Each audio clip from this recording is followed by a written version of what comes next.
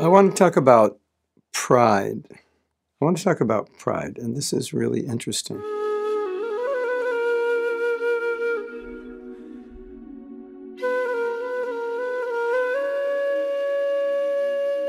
You know, we often talk about pride, how I can be humble, how I always want to be, or sometimes want to be recognized and honored, etc., and how do I overcome it, and so forth.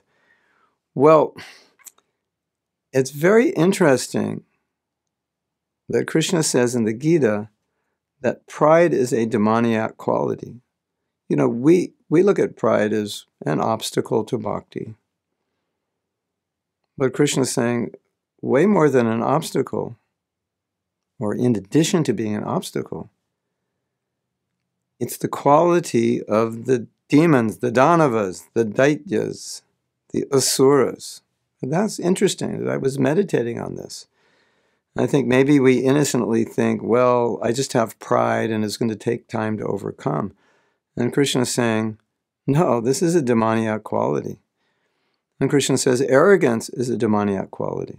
So what is pride and arrogance? It's putting ourselves above another person. So to put ourselves above another person, to think we're better, is a demoniac quality. That's really interesting. And Bhagavatam says other interesting things, like anger is not a human quality. It's not a people who are civilized control their anger. So then Krishna says in the Gita that anger is one of the qualities of the demons, the demoniac harshness, arrogance, pride. Interesting, isn't it? So I was meditating on this, thinking that this pride is a lot bigger problem than we think, because in Krishna consciousness, we want to act and live at least in sattva guna. We want to be sattvic. And I don't think we always think that way when we're looking at our anarthas or looking at our so-called, I don't want to say characteristics, but demoniac characteristics. When we're looking at them, we're not always aware that the way we're acting is not just an anartha, but it's actually a demoniac quality. It's a quality of ignorance. For example, anger is of ignorance. Resentment is of ignorance. And a lot of times I've seen devotees rationalize this kind of behavior based on circumstances which cause them to respond this way. But the point is, however you rationalize it, we're responding from the mode of ignorance, or we're responding from a demoniac mentality or demoniac heart. This is how Krishna says the demoniac, people with a demoniac mentality, this is how they respond. So just meditate on that.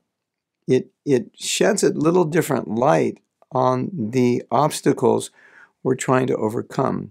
Because no more are they just obstacles of conditioning. We begin to see this is really the essence of a demoniac mentality. And that essence is really deeply grounded in tamagun. And we cannot live a life like that and expect to progress in Krishna consciousness at any steady rate. We have to control these things. So then you might say, but I'm conditioned by pride.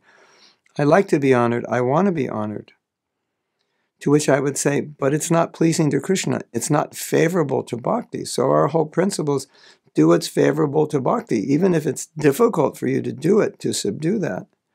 It's necessary. Otherwise, if we use that excuse and we're all acting out of the mode of ignorance, what kind of organization do we have? A bunch of devotees making excuses for being very tamasic.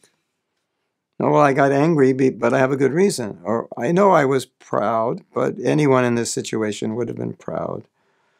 Yes, sometimes I'm arrogant, but before I was a devotee, I was arrogant. It's my nature, and so forth. And then we make excuses for this kind of demoniac behavior. It doesn't help us individually, and it's very bad for the culture we're trying to create. So what I would suggest to you, I don't want to say I would suggest to you to do this for fun.